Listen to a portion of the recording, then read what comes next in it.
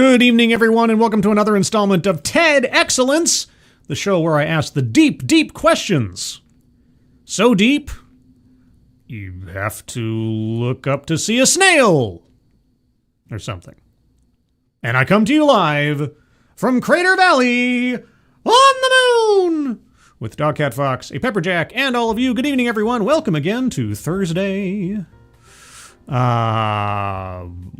Terracotta Thursday. I tried to think of a T word. That's the first one that came to mind for some reason. I don't know why. Hope everybody's doing well on this beautiful Thursday evening. It's actually really nice out. It's been really nice out the last couple of days.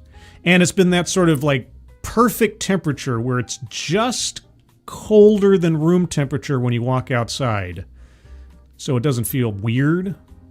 But big puffy clouds, and it's sunny, and just nice and comfortable. Nice and comfortable. If it could just be like this all year round, I'd be a happy guy. Well, I mean, occasional, sort of nice rainstorm is always nice. But anyway, we're not here to talk about the weather. We're here to talk about deep thinking, deep topics, serious topics. But before I get to those, who's joining me on this beautiful Thursday evening? The Alexander. Good evening. Adam Easy. Long time no see. Hope you're doing well. Howdy, Scribe. I'm looking forward to this because I didn't have the free will to show up here. You were compelled, you say. You had no choice. I have lured you here like sirens to the rocks. Or something. Advocatus Diaboli, good evening. Keeverdam, hello. And thank you, Keeverdam, for providing the links, guys. Please take a look at the top of the chat box. We have two new fundraisers for your attention. First one, our friend Twisted Skipster is attempting to fund a new wrestling club for his daughter and her classmates.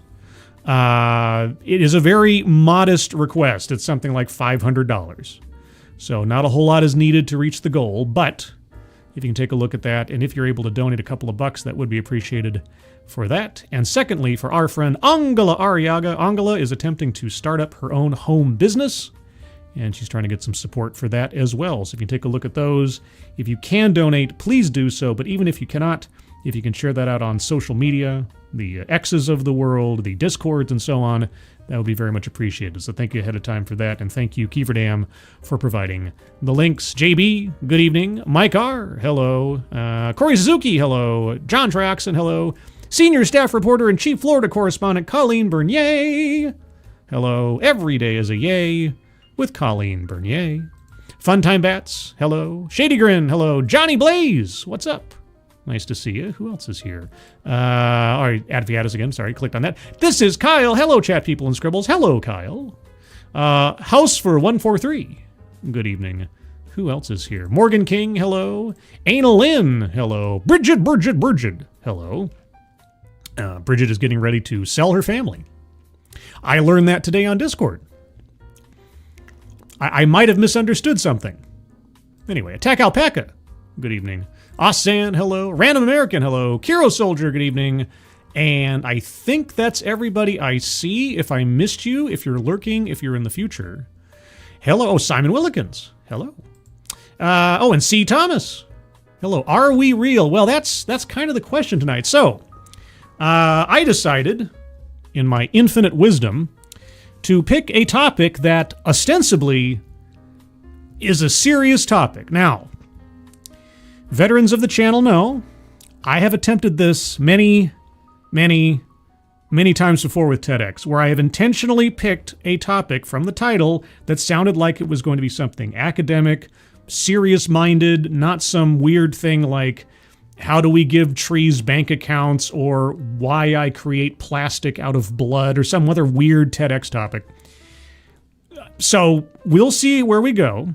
And given how many different angles this subject can take, I'm not even going to attempt to give my quote-unquote baseline assumptions of what might be talked about here, because who knows? If he mentions things that I'm familiar with, I'll have something to say. If he doesn't mention an angle that I'm familiar with or have thought about myself in the past, I'll have something to say. Otherwise, the question tonight before us is, does free will exist? Like I say, we'll let our speaker lead the way. This talk clocks in at just under 17 minutes, so it's a bit of a lengthy TEDx by TEDx standards. Tonight's bingo card is bingo card C, C as in Free Willy. That was the winner after a coin toss. of tonight's bingo card poll. If you'd like to take part in the bingo card poll each week, you can follow me on X at scribe_light. I also get your bingo card C's ready. Links to the bingo cards are in the description below. I'll be surprised if we get many bingos out of this, because it's going to be very sort of narrowly focused, I would think, and probably won't hit upon the usual subject matter that we're used to here, but you never know. Brian Morissette, hello. Anybody else I missed in the meantime? I hope not. But if I did, please make yourself known, and I will try to say hello to you later. But anyway, get your bingo cards ready. I will start this one off by turning off the music so we don't overwhelm our speaker. I did have to pump the volume up a little bit, a little Christian Slater-wise, for the sake of this one, because it was a little quiet, but I think it should be audible now. And with that, let's begin. Hello, everybody. Hello, everybody here. Hello, everybody. Hi, everybody. It's me, Dr. Nick. Hear that all right? Let me know in the chat. Let's see. Advocatus. I hear it, of course, as if I had a choice. It's true. Well, you do. You have a choice, I think. I'm not forcing you to watch this. When we go to a cafe, we think it's up to us whether to have coffee or tea or something else. He does sound a little bit like a mad scientist, but okay. Yes, when I go to a cafe, I think it's up to me whether I have coffee, tea, or something else. Although I do have my preferences, which is usually like cocoa. When we have a free afternoon, we also think it's up to us whether to stay at home or to go for a walk. No capes! I want him to say, like, really loud and with passion, no capes. I don't know why I'm saying that. And when we face more serious decisions, whether to go to university, which job to apply for, whether to get married, we think those choices are up to us as well. I suppose we do. I hear a big but coming. It's your free choice to listen to this talk. You could do something else instead. I wish. That's basically the idea of free will. It's the idea that we have the ability to choose and control our own actions. Yes. Free will matters. If someone is accused of a crime, a judge won't convict them if they didn't act out of their own free will. It all depends. For instance, if they suffered from a neurological disorder. The person wouldn't go to prison in that case. They'd be offered medical treatment. Yes, in a secure facility for probably a very long time, depending on the severity of the crime. Also, Faustonia, hello. But sure, okay. I'm just keeping an eye on the bingo card. Like, are we going to get to anything on here tonight? I don't know. It has been the case at least once before where we've had a whiteout where nothing was circled. Could that be tonight as well? If someone signs a contract, the contract is invalid if it wasn't signed out of the person's own free will. Well, if you can prove that. I've worked in contract processing before, and it is an uphill battle. For instance, if the person signed it under duress or while intoxicated. The idea of free will is central when we hold one another responsible for our actions, both in morality and also in the law. Okay, well, if there is no free will, then no one is guilty of anything ever. Uh-oh. Free will is also central to our sense of agency. Think about a difficult choice that you might face. Like which TEDx to watch. Suppose you're offered a highly paid job. That'd be the day. But the catch is, it would require you to spend much time away from your family. Well, since I don't have a family, I'm in. Should you pursue this opportunity? Could you even deliberate in earnest about what to do if you had no genuine choice? If I had no genuine choice, then there wouldn't be any need for deliberation. I suspect that when you go about your daily lives, most of you feel that you can make choices. Well, all depends on how granular you want to get. Because I get up in the morning, not because I want to, but because I have obligations and responsibilities for my job, which gets me an income, which allows me to afford to live in this apartment and all that kind of thing. So, I mean, there's a certain routine necessities of survival that compel me to do certain things, not because I necessarily desire or enjoy doing them, but because they are necessary.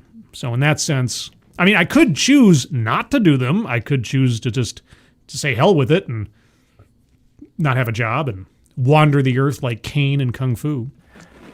I myself certainly do. In fact, I've been studying the phenomenon of choice-making for the last 25 years. Did you have the option to, do you think? I work in a research area that's called decision theory. We study decisions by both individuals and also by groups. Oh my gosh. So, is this the one man on the planet that understands how women work? Of course, we want to figure out how human choices are affected by people's environments, by their means, by their habits, and various other factors. But still, the premise is that there is some room for choice. Right. Okay, we're building up to something. C. Thomas, thank you so much. The longer he goes, the more he sounds like he had an Anne Frank-themed baking show. Jawohl! Meine Damen und Herren! Hört zu und wiederhola! Thank you, C. Thomas, very much. Appreciate it. I'm getting evil scientist vibes out of like a game of Wolfenstein or something. I had coffee for breakfast today, to just give a very trivial example, but I could have had tea instead. Right, and why didn't you choose tea instead? That's the core idea of free will. Right, okay. Now that you've established the baseline, let's get into the complications. Yet this idea has come under attack. Has come under attack? Okay. The question over the existence or the, I don't know what you want to call it, the verifiability of free will has been going on since, I think, humans began thinking for themselves, so... Many popular writers and some scientists are telling us that free will is an illusion, an outdated idea that has no place in a modern scientific worldview. Science, they say, gives us a picture of the world that is completely governed by the laws of nature. Well, up to the, cessation of our understanding of how things work, but that just means there's more to find out. I'm wondering if he's going to go on or mention any kind of religious aspect to the question. Once the world's initial conditions are in place, let's say at the time of the Big Bang, all later events unfold inevitably under the laws of nature. Well, yes, but the only way you could prove whether or not people had free will is if you would turn time all the way back to the beginning and then watch and compare all events from that point forward to the previous iteration to see if everything turned out exactly the same as it did the second time around. Because what about chaos theory? What about the butterfly effect and so on? The universe is like a mechanical clockwork where one wheel inexorably moves another. How do you know that, though? Thinkers from Newton to Einstein embraced this deterministic worldview. Now, if this picture is right, there seems no room for free will. Human actions aren't the results of conscious choices, but they're caused by physical processes in the brain and body. Well, they are caused by physical processes. Everything that we do is caused by physical processes. The question is there a decision point that we are making of our own volition, or are we being forced by some outside stimulus or something to make one choice that we would never make the other one for? And of course, again, you can't know one way or the other without going into multiverse theory or something. Human beings are just complex physical machines, heaps of interacting molecules. Each molecule behaves according to physical laws, and that remains true even if you put gazillions of them together. Jawohl. So the fact that you're listening to this talk right now is just the consequence of prior physical processes. Possibly so. Speaking of prior physical processes, and no, that wasn't an effective segue. It was just there's an Andy Masterson in the house. Scribe is proposing multiverses. How MCU? I cannot escape it now. You know why? And it's not even the MCU's fault. It's What If's fault. I was reading What If comics long before there was an MCU. And of course, what's my favorite What If comic, everybody? Who in the chat knows the answer to this trivia question? What is Scribe's favorite issue of What If? Can you name that issue? You get a giant no prize, which is also a Marvel reference, if you know. Scribe's favorite issue of What If? Andy Masterson says, what if the Punisher was a Girl Scout? No, you're incorrect. So it's not Punisher. Ostsan! Ostsan is the star of today's show. What if Dr. Doom became the Sorcerer Supreme? You are correct. You are correct. That issue of What If is like if Rod Serling wrote a Marvel comic book. It's great. Oh, wait, did Advocate say it first? I apologize. Did I miss it? Where? You said Dr. Doom won. Well, okay, I'll give you half a point. I'll give you half a point for that. Osan got the whole title. So there you go. But anyway, it's multiverses. All right, so, okay, when do we get to so scientists say everything, yeah, we're all well determined, the machinery of the universe and nature and everything else predetermines outcomes. It's all predictable in some way, shape, or form, and we are just players upon a stage, as Shakespeare might have said. Kiro Soldiers, thank you so much. Jawohl, Lord Helmet. Did they say Jawohl in Spaceballs? It has been a long time since I watched Spaceballs. But anyway, thank you so much, Kiro Soldier. Appreciate it. Neither I nor you had any choice over whether to show up today. Yeah. Just as the date and time of the next solar eclipse is predetermined by the current state of the solar system, you can even look it up on the internet, so all human actions are predetermined. By that theory. Okay, well, if all actions are predetermined, then no one is guilty of anything because they weren't acting out of their own, conscious intent. Therefore, they all must be let out of jail. They're just victims of the forces of nature. Correct? Now one might say, 20th century science no longer supports this determinism. Some physical theories, such as quantum mechanics, as developed by Niels Bohr, Werner Heisenberg, and others in Copenhagen in the 1920s, suggest that some physical processes involve randomness. Well, except quantum mechanics are a function of nature, and so can you prove randomness? See, once you put the big question mark over whether or not everything is just affected and moving to the beat of the universe, let's say, is randomness actually randomness? Can you prove randomness? I'm sure there's some mathematician in the audience who says yes. And you could be right. I don't know. I'm an English major. I don't know about these things. The precise time at which an individual uranium atom decays is random, for example. Is it, though? Is it? What if there's some tiny, indistinguishable variance in one atom from another that makes it more susceptible to deterioration than another, just by a smidge? What if you can't detect the flaw, but it's there? Is randomness the key to free will? Might random events in our brains enable us to make choices between different actions? I don't know.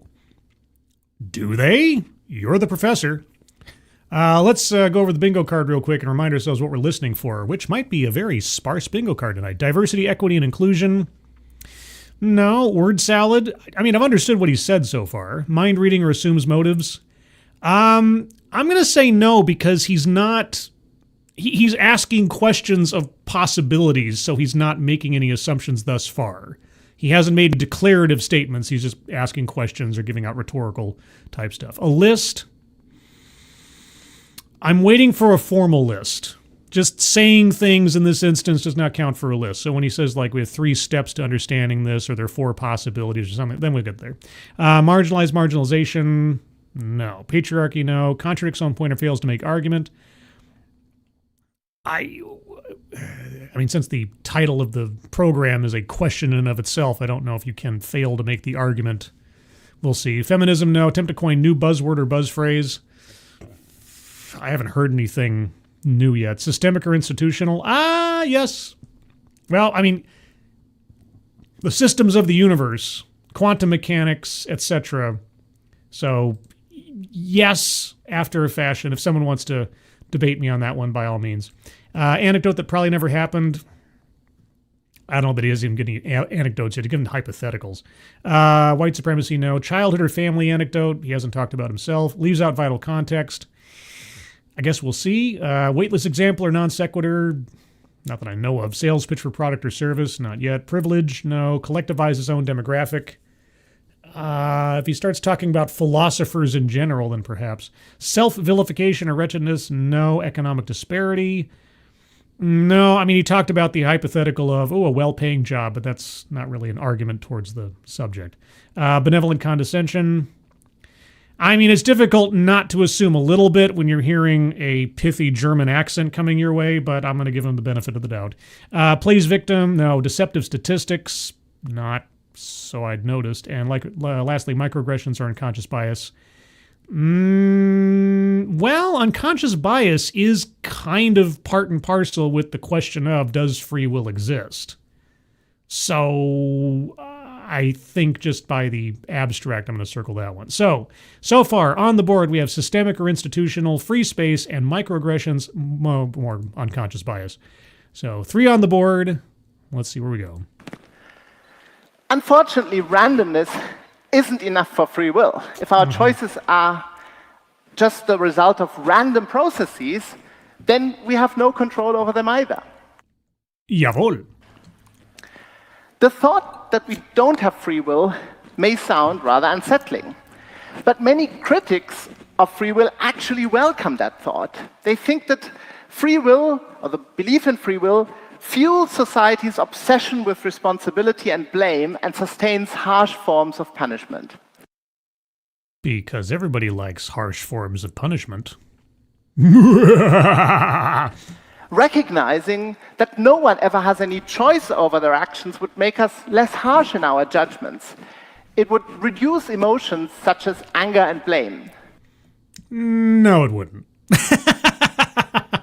Because human beings are still human beings. We could make our criminal justice systems more humane if we focused less on responsibility and blame and more on rehabilitation and reintegration of offenders. Oh my gosh, are we getting into restorative justice territory? By all means. So free will denial has positive implications. No.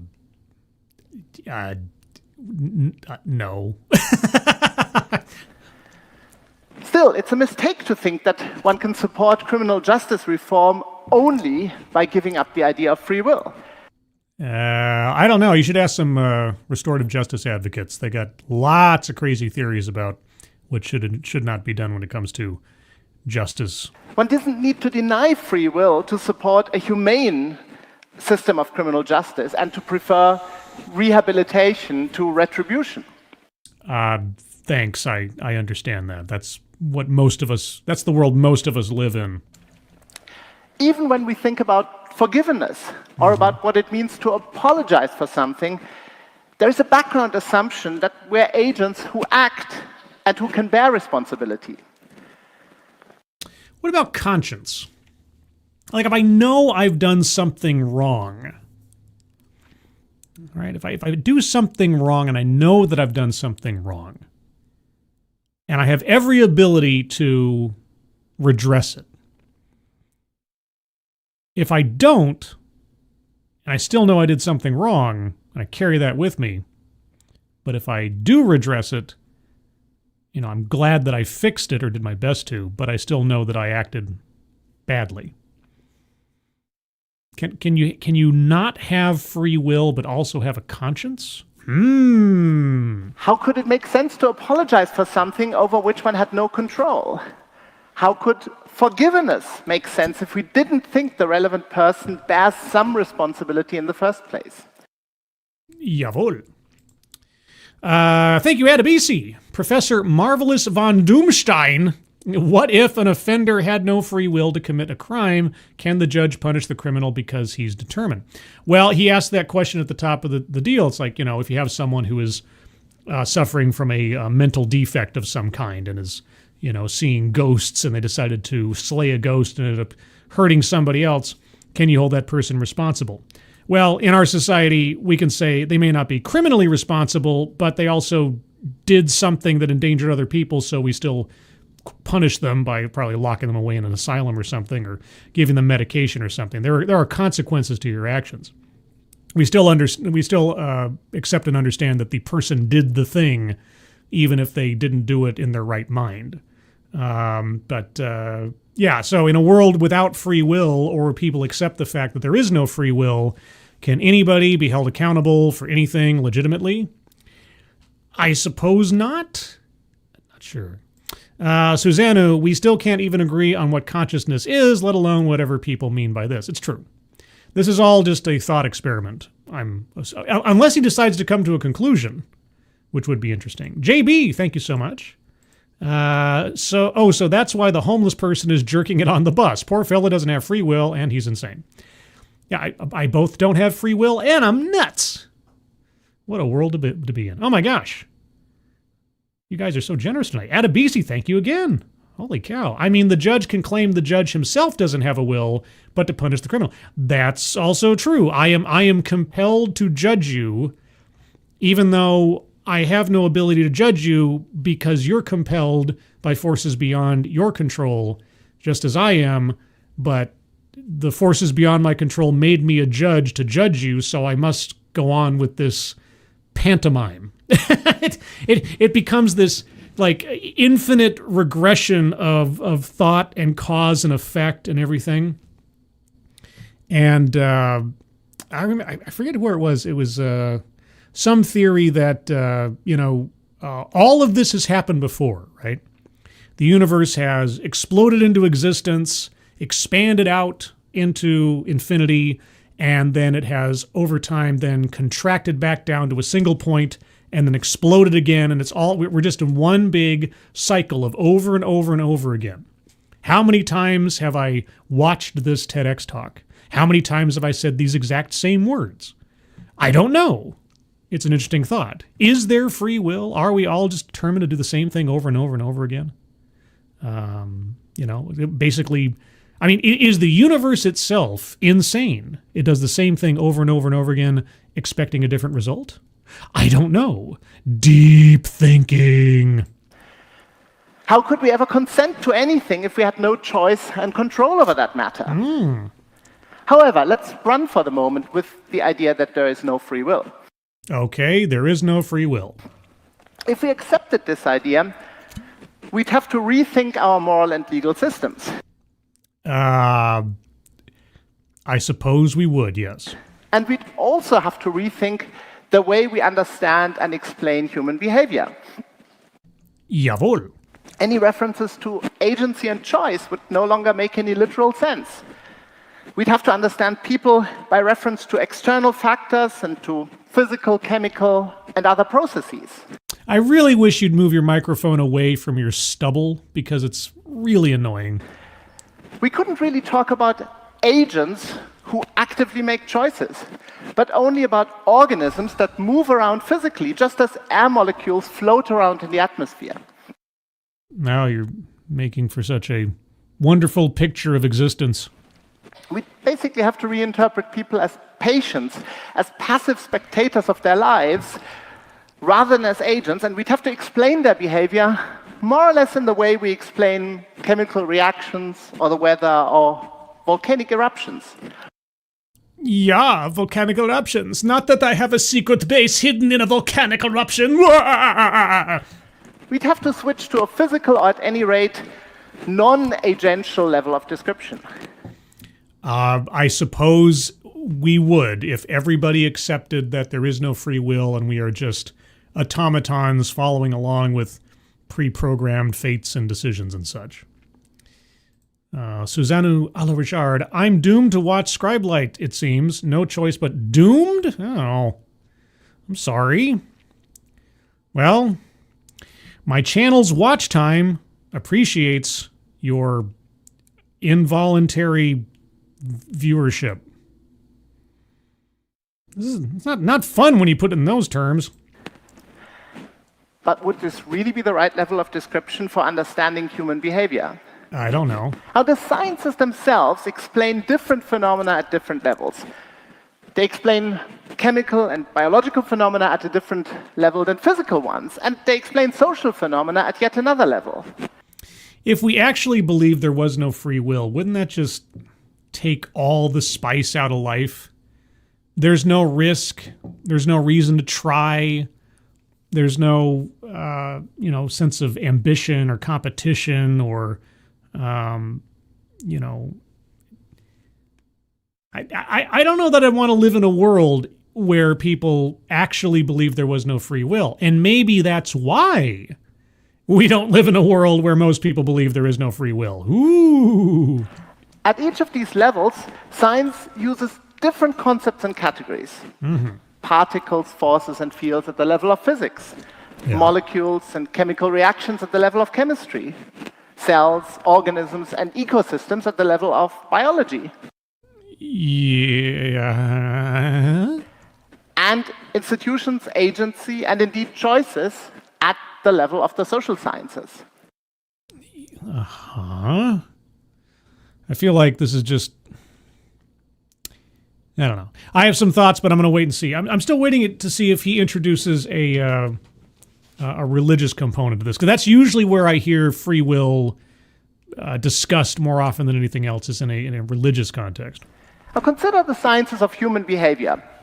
If you insist. From anthropology and psychology to economics and sociology. Uh-huh. Now that's a very diverse range. Diverse? Oh my God. But it's not really DEI, you just said the word. But they all share one basic premise. Free will. Human beings are agents with a capacity for making choices and for responding intelligently to their environments. I suppose that is so, but I don't know about intelligently. If you're talking about society, economics, and politics, and so on, I don't know. I don't know that intelligently is a necessary requirement. All of these fields explain human behavior by depicting people as choice-making agents. Yeah. Now think about some familiar questions about human behavior. Human behavior? Oh, like Bjork's human behavior? Why do students show up in class? Mm-hmm. Why and under what conditions do people keep their promises? Why do consumers respond to price changes in the supermarket?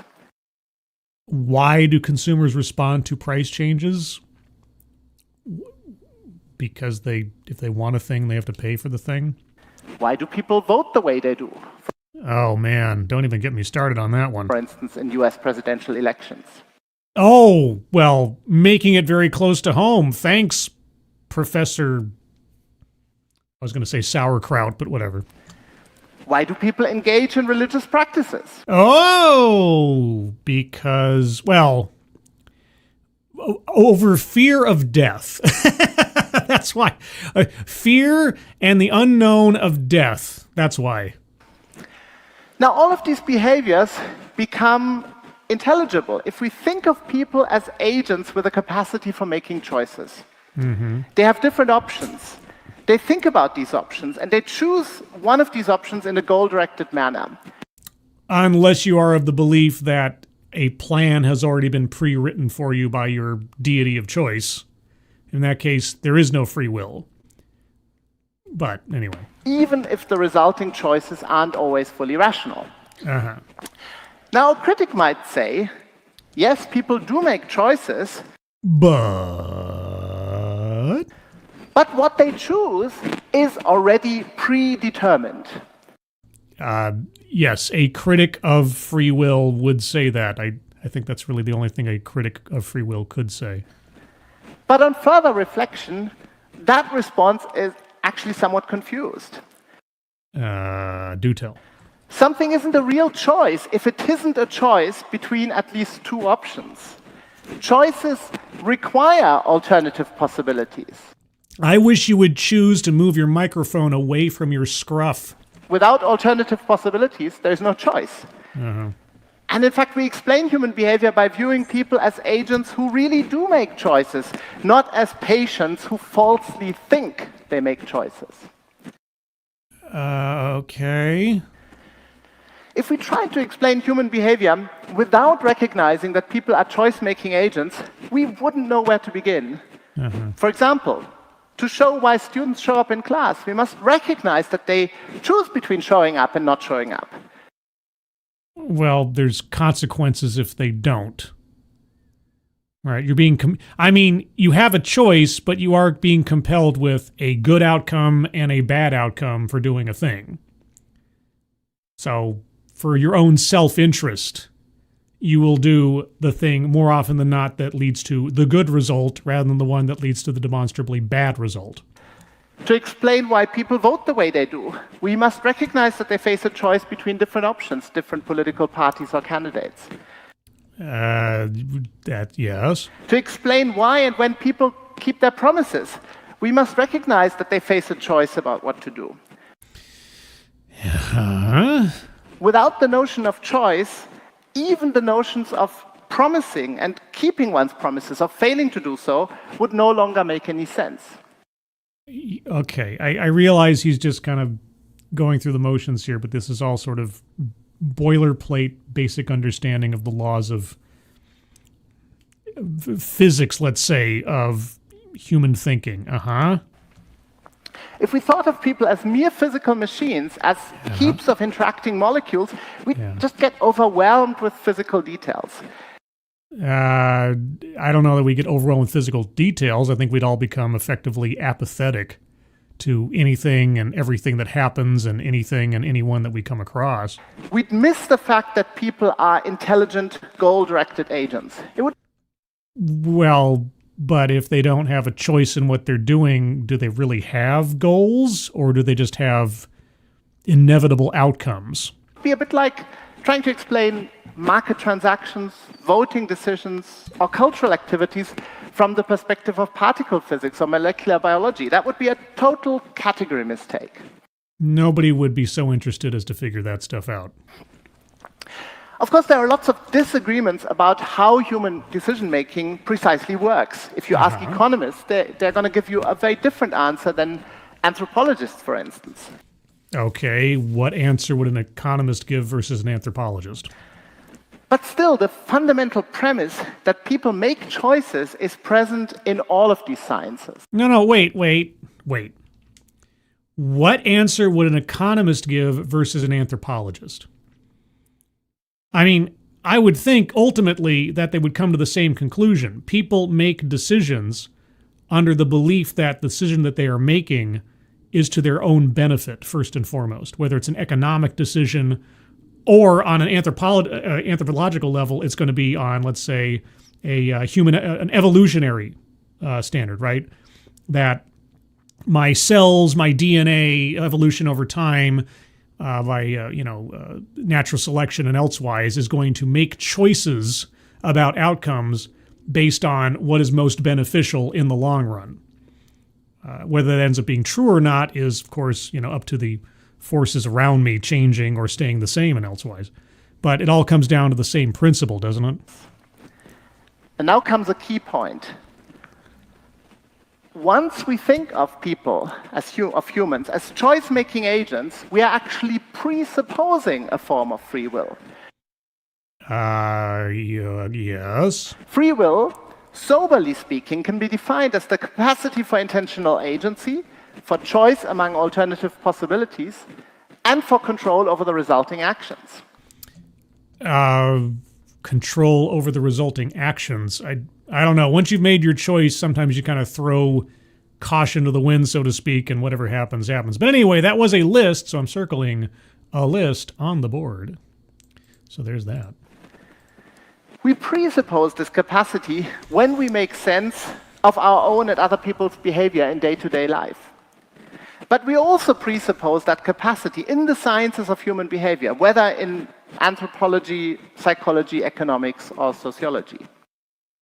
I guess we do. Can you give me? I know I'm slow on the uptake here. English major, not philosophy major. Can you give me some examples? Hypotheticals will be fine too. Now the critics will say. The critics will say. Well, that's just a useful fiction. The free will presupposition is not literally true.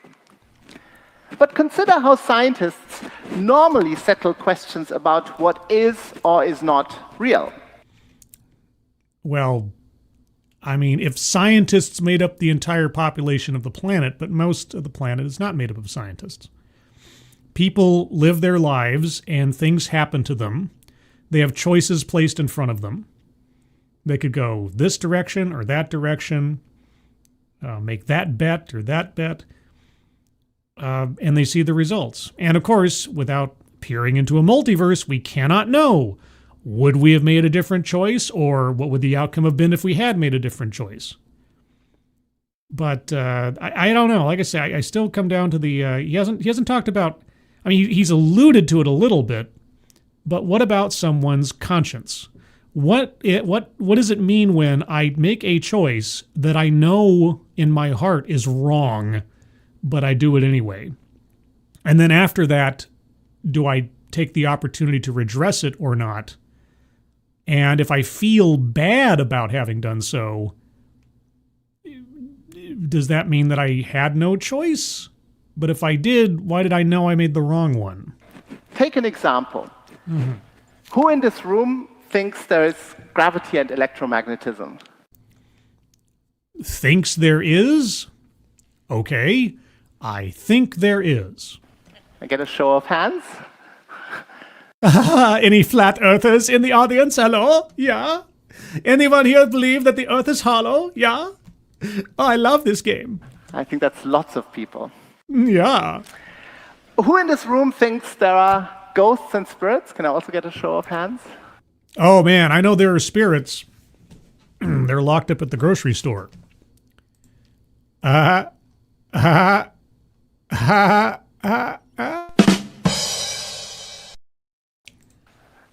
I can't really see many. Well, you can't because ghosts are invisible. I mean, duh. So why do scientists accept gravity and electromagnetism as real, but not ghosts and spirits? It depends on the scientist you are asking, sir. Well, the answer is that science must refer to gravity and electromagnetism to explain physical phenomena. They are indispensable ingredients of a coherent theory of the world. Well, some people's coherent theory of the world includes ghosts and spirits. I don't know what to tell you. You know, I believe that cats are messengers from the underworld. Prove me wrong. By contrast, postulating ghosts and spirits is explanatorily useless. It all depends on who you are. To figure out whether something is real, scientists ask two questions. Just two? Damn, why am I not a scientist? First, is postulating this entity or property necessary for explaining the world? Necessary for explaining the world. Okay. And second, does it fit the rest of our scientific worldview? Uh-huh. If the answer to both questions is yes, then the postulated entity or property meets the reality test, and scientists treat it as real, at least provisional. In science, everything is only ever provisional. Yes. I'm just going along at this point because I'm not quite sure where we're supposed to be going here. I mean, you whittle all this down to, we believe we have free will, but we're not sure. That could basically encapsulate everything that he's said so far. Because our understanding of how the world works, our understanding of how people work and how choice works, is, and likely for all time, will effectively be a theory, unless or until we're given some, incontrovertible proof of one side or the other on the argument. Gravity and electromagnetism pass this test. Ghosts and spirits don't. I don't know. Can you measure ectoplasm versus electromagnetism? Probably not. This test is basically a version of an old principle going back to the Middle Ages, which is called Occam's razor. Occam's razor? The simplest explanation is often the correct one. It says, don't postulate more entities than strictly necessary to make sense of the world. Oh, is that what it says? But crucially also, don't postulate fewer entities than strictly necessary. I like my version better. This principle supports not just the reality of particles, forces, fields, and physics, but also the reality of higher-level entities and properties of the sorts we postulate in the special sciences, such as organisms, ecosystems, institutions, and human agency. Okay, you know what? I'm circling word salad because he has effectively repeated himself about 3 or 4 times in different areas here. I understand that there are entire philosophy classes that center around this question and different discussions on different things. But for the sake of this TEDx talk, and in the summary version that this is often put into in these talks, he's already started wasting time. Like, if you've got a point, if the point is we don't know, here are the best arguments on either side of the equation, so to speak, I think we've gone past that about 5 or 6 minutes ago. These must also be accepted as real if we wish to explain our world. Now, when we think about free will in this way, we get a new perspective. Do we? If the human and social sciences must postulate intentional agency and the ability to make choices to explain human behavior, then those properties pass the first part of our reality test. They are explanatorily indispensable. Well, yes. Now, what about the second part of the test? Well, that is the... Okay, you can't have it halfway, so yes, you don't need to go through that one. What's the next part now? Coherence with the rest of the scientific worldview. Now, here we must show that our humanistic explanations of agency don't conflict with fundamental physics.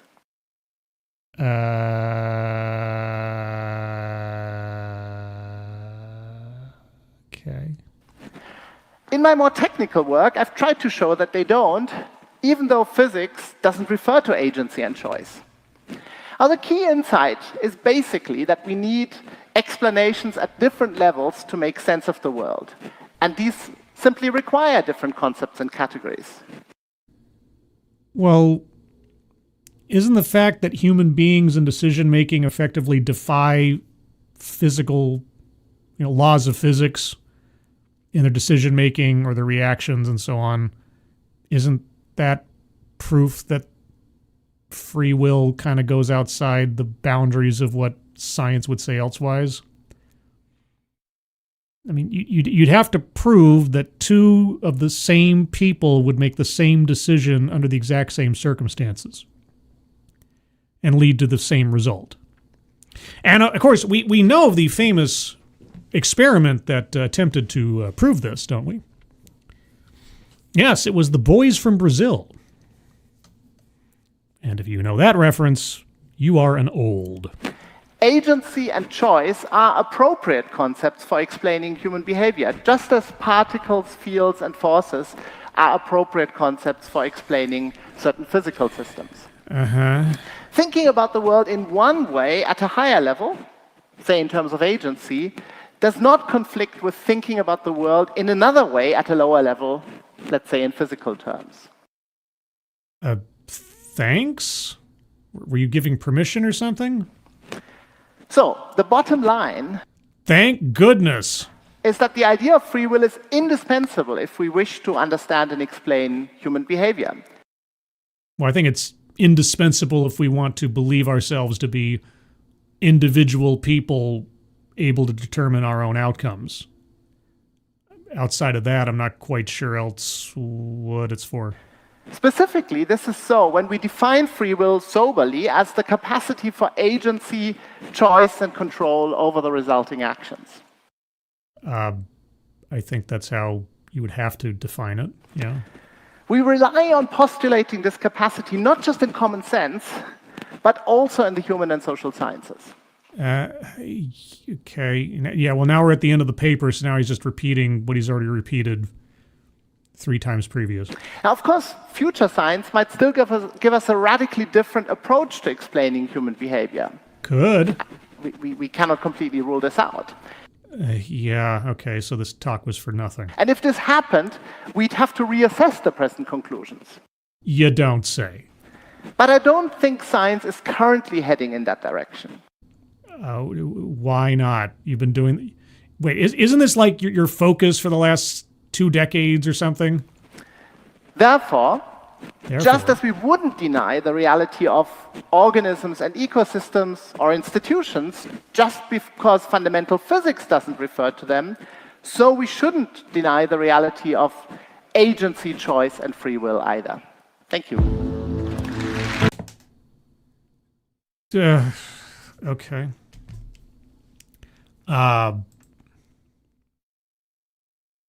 Okay, well, now that we've gone through that, I'll just give my little anecdote on this subject that I encountered at one point in my scholastic years. I think I've mentioned before, back in college, I took a class called The Bible as Literature. It was an interesting class because my family is not in any way, shape, or form particularly religious. And when this class started, the professor came out on the first day and he made a grand disclaimer. He said, okay, if you think this is a Bible study class, you are incorrect and you may want to drop this and go find something else. This is not talking about theology. This is just looking at the text as literature and discussing the text as literature, the characters therein, the stories, and so on. So if you think this is going to be Bible study, I'm going to disappoint you. So please reconsider if that's what your belief is. Now, even though he said this and he took the time to say so, I was still under the impression that a good half of the class that remained wanted to treat it like Bible study, if nothing else, because anytime one of the other students would make a critical observation of the text or point out some kind of inconsistency or something, there were more than a few daggers glared from across the room from a good chunk of the audience. And I was the recipient of those glares on a couple of occasions in particular. The first one, I think I've mentioned this one a couple of times previously. The first one was after we read Genesis. We were talking about the events of the story. And I said, well, from the text, it sure looks like the character of God is omnipotent. You know, he created the heavens and the earth and the oceans and the beasts of the field and people and everything else. It does not appear that he is omniscient, I said, because he gets angry. He gets surprised when his creations do not do what he tells them to do, i.e. even the apple and everything. So he can't know what is going to happen because he acts like he doesn't know what's going to happen. Or if he does know what's going to happen, he's a real good liar. And boy, howdy, did I get a whole bunch of bad looks. But eventually, and I don't know if I mentioned this part before, eventually the subject of free will came up in that same wise, like how, you know, if he created the heavens, the earth, and everything else, do people have free will and everything? And I know I said it in a different, probably in a better way, but the effectively what I said in the class was, if free will actually exists, then God cannot be omniscient. Right? If free will is actually a thing, he can't know what you're going to do next. There can't be a plan, as we've heard so many times. And that caused all sorts of consternation and debate and such.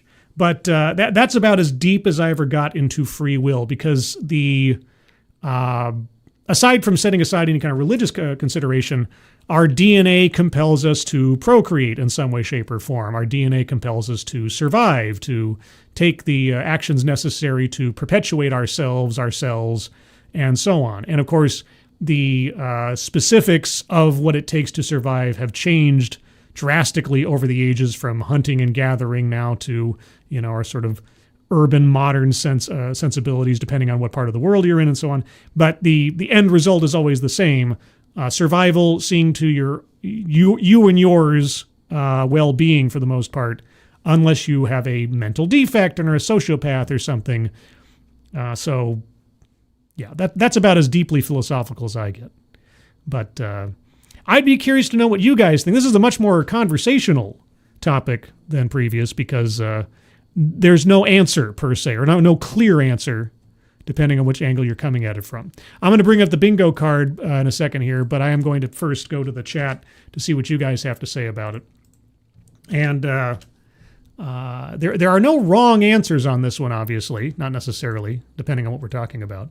So feel free to put out your ideas and thoughts. I'll scroll up a little bit. Let's see. Scroll. Baited again, Scribbles. Well, I mean, I got what was on the label. I'll at least give him that. I didn't have a bait and switch or nothing. Didn't have my rug pulled on this one. The question was, does free will exist? And he asked that question multiple times.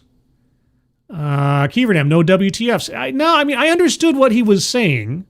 It was repetitive at places, which is why I circled word salad, but I got what he was driving at. Let's see. That was a massive waste of words. Well, I guess it all depends on whether or not you've taken the time to consider the possibilities of the existence of free will previously. So, I don't know. Let's see. Microbiogenesis. Sure. Also, hello, Datura Jones. Let's see. K. Roberts. Utopian pursuits must be humbled by sufficient application of combat overmatch. Is that a Street Fighter 3 argument or something? I don't know. Let's see. Sometimes I feel like the snake is there on purpose. Oh, in the story? Well, again, like I say, well, I mean, if you know everything, you can see the future, the past, you know everybody's stuff, but you behave as though you're surprised or whatever else, then you're just being a sadist, right? You're punishing somebody for something you knew they were going to do and they had no choice but to do it. Let's see. Advocate said, not true. Omniscient means you know all possibilities, not necessarily which will take place. Well, that means that I can't be surprised by anything. So if I know all possibilities and someone follows through on one of those possibilities, then I knew they were going to do that. So there you go. Faithless, saying there is no free will is just people looking for an excuse for their own evils or failings. That could be so. I mean, I guess it depends on the circumstances. If someone says, I had no choice but to do this because, someone forced me to do it. If someone is abdicating their personal responsibility to a force outside of themselves, then conceivably, yes, they could be taking the I have no free will escape hatch or attempting to. Let's see. Advocast Diabli leaves out vital context. He never mentioned the third option in this soft determinism, compatibilism. Free will exists, but there are predetermined factors that constrain our choices. I will take your word for it. Also, he never did explain what an economist would say versus what an anthropologist would say. He just kind of threw it out there. But both work. Thank you, Advocatus. I will update the card. Okay, and I don't expect that we're going to get many, if any, bingos on this one. This is going to be very sparse. So by all means, put your arguments in the chat, and we will see as we go. Let's see. JB, we're here for a good time, not a long time. Well, I hope so. I hope everybody has the best time that they can. Especially with what's going on with my father right now, is trying to think about, what constitutes a full and satisfying life and all. Scarlet, his mentioning of electromagnetism and ghosts was non sequitur. It has nothing to do with does free will exist, plus we can measure gravity. Well, he was comparing and contrasting things that could be believed in without evidence, like free will. So gravity and electromagnetism versus ghosts and spirits. Where does free will reside on these two extremes? So I don't think it was a non sequitur. I think there was a method to that madness there. I understood what he was trying to say, but I'm happy to hear if you have a counterpoint. Deterra Jones, yeah, I mean the reality that you can think something and not do something is evidence for free will. I guess the division is between thinking something and not doing it is a decision point. Did you decide not to do it even after you thought about it? I'm still caught up on, I'm sure there's an argument to explain it away. I'm still caught up on the idea of a conscience, of having that sort of gut-wrenching sense of guilt or shame or something over an action you willfully took. Not that somebody made you take, but you just did. And then afterwards you ask yourself, why the hell did I do that? And you feel bad about it. You have an emotional reaction to making a demonstrably, or at least provably to yourself, bad choice. JB, thank you so much. Thank you again. Appreciate it. That is a song by the band Trooper Scribbles. What is? Did I make an unknown reference? What is a song by Trooper? Tell me, oh, tell me true. What did I say? What did I say? Oh, we're here for a good time, not a long. Oh, okay. I will take your word for it. I am. If I know that song, I'd have to hear a few bars to be sure. Johnny Blaze, Kratos taught me the Sisters of Fate can't hold me down. That's right. That's right. If ever we needed evidence of our own free will, it is Kratos. Obliterating the entire pantheon of Greek gods. I always, is he supposed to go to, let's see, he's done all the Greek gods. He's taken out all of the Norse gods. Isn't he supposed to go to like Egypt next or something and like destroy Osiris or some crazy thing? The Dead Man, speaking of Osiris, the Dead Man, hello. And Dom O'Leary, hello. Good evening. Yeah, so I unless somebody else has some arguments for squares to be circled, I think that's about it for the bingo card. Deterra Jones, I think the Mayans. Well, I mean, there's plenty of spiritual pantheons that Kratos has left to utterly annihilate. Although I think the quality of that game series ended with the first run. As soon as you went to Norse lands, the writing and the characterizations, and I don't know. I mean, the first God of War, or the first Norse God of War, was pretty good. The second one, I thought, took a dive in the quality department. But what do I know? K. Roberts, Crom laughs at this theory. He does not know the riddle of steel. Well, Crom might, but Crom is spelled with a C. K. Roberts. For shame. For shame. I just got to say, Conan will not be happy. Susano, maybe he'll take on Soul next. Yeah. Who knows? Who knows? Advocates Diaboli plays victim of a determined universe. Oh! Oh, there you go. Yeah, even hypothetically. Yeah, all right. Yeah, no, that's good. That's good. I like that. That's good. Okay, you got me there. I hadn't thought of that one. That's a good one. And given the sparseness of the card, I don't mind playing with that one. JB, Kratos will be fighting Jesus in the next game. Hey, no. Only completely dead and or paganistic religions will Kratos fight. So yeah, that's not going to happen. Susano, this is why I'm really here for the jokes. Well, my entire series is a joke. Read by Nature. There were hints at Japanese, Celtic, and other pantheons, but I can't be bothered after Ragnarok. The first game of the Dad of War series was fun. Ragnarok. It was just meh. It was just bland. It was boring, and the characterizations and personalities of some of the gods just made absolutely no sense. That, like, the sense of gravitas kind of goes out the window when Zeus is talking in completely anachronistic terms. Same with Thor, and of course Thor is like some weepy. There was so much resistance to toxic masculinity in Ragnarok that more so than the first God of War of that iteration. I didn't like. It wasn't fun. Wasn't fun. Susanna, was a sad dad game. Yeah. And in the first one, you could kind of get away with that because of the story of Kratos, and he lost his wife and he's trying to make sure his son doesn't, end up in the same kind of pit that he did. So some of that was, it worked. It worked for the storytelling, it worked for the relationship, and the paternal sense that he had. And like, okay, I can kind of see this as an evolution of the character. But by the time you get to the second game, it's like, nah, it's just too much. But I didn't come here to talk about God of War. I'm happy to, though. Let's see. I get they wanted the kid in, but I'm not playing to parent. Yeah, well, yeah, there's only so far you can take that. Only so far.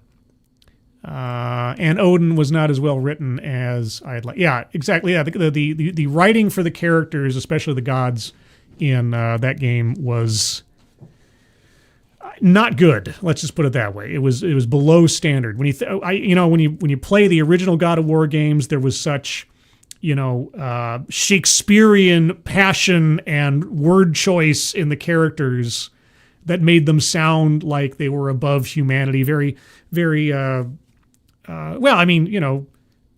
Greek tragedy kind of stuff, right? Like larger than life, very bombastic.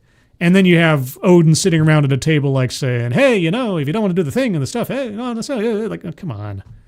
And Odin looks. I mean, this is one of the situations where it's like, okay, of all the characters that you're going to change the appearance of the character versus the actor playing the character, you make Odin look like the guy from The West Wing. Really? Okay. Anyway, suddenly this became the God of War stream. But anyway. K. Roberts, the bingo card is falling short because it was designed to detect neo-communists, not classical totalitarians. Well, there is that. There is that. I decidedly went off script this time around by the subject I picked. I had others I could have gone after. There was some more low-hanging fruit. The one I almost went with, but obviously I either did or did not have a choice in rejecting this time around, was the text message that changed my understanding of DEI. Now, I'm going to do that one next, I think. But here's the thing. I don't know. I mentioned this in the last Saturday stream. I did a Saturday stream last week, and that was fun. I had Andy Masterson on and everything and talked about different stuff all night and had you guys on just kind of hanging out. I enjoyed that more than my Sunday streams. Just having sort of J-random hangout Saturday night kind of thing. I am considering ceasing the Sunday stream, at least in its current iteration, and maybe just doing like a Saturday night hangout kind of thing. I'd be curious to know what you guys think about that. I've been feeling a little stretched a bit too thin between work and other obligations, and also sticking to a set schedule of I'm on this stream at this time and this stream at this time and this stream at this time. So I think I need to change it up a little bit, and I think that might be something I decide to do. I don't know. What do you guys think? I'd be curious to know. Will you hate me if I stop doing the Sunday stream? Would you be able to attend a sort of quasi-Saturday night stream? Would there be too many other toes of things that you like to watch on other channels that I'd be stepping on? Because I don't want to, interfere or make you have to make a choice. But let's see. Does Scribe have the free will to shift schedules? I don't know. I'm leaving part of the decision up to you, I suppose, or what you guys think. I'm up for whatever keeps you healthy. Well, thank you. I appreciate that. At what time? Well, for Saturday, I don't want it to go too late. I don't want to be too early. maybe like late afternoon Pacific time, so like 3 or 4 in the afternoon, which would be like 6 or 7 p.m. on East Coast time. I don't know, something that gives me some time on either side to wake up in the morning and do stuff and enjoy the evening without going straight to bed right afterwards. That kind of thing. That's what I'm thinking of. Faustonia, whatever you want to do, Scribe, I'm good. Well, thank you. Mr. Chagone, Saturday nights are sparse for me. Would love the change. All right. Well, yeah, Walter Tomaszewski, Saturday at what time? Yeah, so I'm thinking, I keep it kind of floating, keep it kind of loose. I know, like getting into a time slot and everything, it's sort of like the schedule, like knowing I have to do this at this time for whatever reason. That's always, there's so much I have to do in my regular workday that is so time and schedule dependent. The things that I'm doing that purportedly are for me to have fun with, also having a schedule I have to do at this time, sometimes it just like hits my anxiety button for some reason. TEDXcellence being an exception. I'll keep this one as its own time slot for the foreseeable future. But anyway, just some musings I'm having. Otherwise, guys, did you know I have a Discord server? I have a Discord server. Speaking of Discord, either myself, philosophical or otherwise, there's a link to the Discord server in the chat right now. If you'd like to join the Discord server, just click on that link. You'll find yourself on the landing channel called Say Hello. And in addition to saying hello, you just have to say the secret word. The secret word will tell me that you actually watched the stream, are not a bot, and thus earn the right, the privilege, the entitlement to join the Discord server. And today's secret word is capes. Or sauerkraut. There you go, sauerkraut. Just say hello, sauerkraut. Or capes. I'll take capes too. And I'll know that you watched the show. Outside of that, you can find me here Saturday, sometime in the late afternoon Pacific time. You'll have to follow me on X or join the Discord server for a more firm announcement. I'll try to give an hour's notice or so before, I won't make it an ambush stream per se as before, but I'll try to give enough notice that if you can make it or you want to otherwise. And I just plan, as far as a plan goes, I'm just going to like grab some random video clips or something, or maybe an article that I found funny, or if I have a friend who's also available and wants to come on and just chit chat for a while and everybody can just hang out and just relax on a Saturday night. That's all I'm thinking of for this, trying to keep it loose and otherwise. So yeah, Saturday perhaps. But you will, granted everything works out, see me tomorrow at 9:05 a.m. Pacific time, noon 05 p.m. Eastern time on Midnight's Edge in the morning. Oh boy, they had a whole bunch of earnings calls and such today. They were covering them on Valiant Renegade. They had Warner Brothers and Paramount all talking about what they're up to in their projects and their movies and their intentions and their finances. And I'm sure there'll be plenty of drama to be discussed tomorrow on Midnight's Edge in the morning over on the Midnight's Edge channel. And of course, you can find me here again next Thursday at 6 p.m. Pacific, 9 p.m. Eastern for TEDXcellence, where I'll do the text that, what was it again? The text message that changed my understanding of DEI. I can't wait to find out what that is. Can you? Maybe I won't. Maybe I'll cover it on Saturday night. Who knows? It's crazy. There are no more rules. I have to challenge this whole no free will thing. I have to make it all random. But elsewise, everyone, thank you so much for joining me. Moderators, thank you for keeping an eye on things, even though everyone here is so well behaved. You have very, very little to do. And thanks to everybody who donated first, either to the links at the top of the chat box. Remember, guys, these are new fundraisers for friends of ours. Friends of ours. You know what that means. If you watched any mob movie, you know what that means. Friends of ours at the top of the chat box, Twisted Skipster and Angela Arriaga. Twisted Skipster is looking for a very modest sum of money to start up a wrestling team for his daughter and her classmates. So $500 goal. That's all he's looking for. Not much, because he's going to have support from the school as well, but little startup capital there. And likewise, Angela Arriaga is attempting to start up her own home-based business, and she's just looking for $7,000. She's got $210 raised so far. Holy cats! Whoever donated the $200 at a shot, thank you so much. That's so nice of you, whoever you are, wherever you are. So take a look at those when you have the opportunity. If you can share them out on social media, please do so. And anybody who donated to me, thank you guys so much for your generosity. Very much appreciated. I think that's everything. Oh yeah, on the way out, if you would, hit the like button if you haven't already. Also share this stuff around if you happen to like it or think somebody else might like it themselves. And that goes for any other content creator out there that you appreciate, because these days, you guys are the best algorithm. Everyone, thank you for joining me for this deep thinking. If you have any further thoughts on the subject of free will, feel free to leave them in the comments below or discuss it over on the Discord server. And with that, everyone, hope you have a good rest of your Thursday. Hope you have a good Friday ahead of you and weekend. I hope to see you on Saturday sometime. Keep an eye out for that. And I hope you're all safe and well. If you're not well, please get well soon, and I'll see you on the next one. If I have a choice. I think I do. Bye-bye.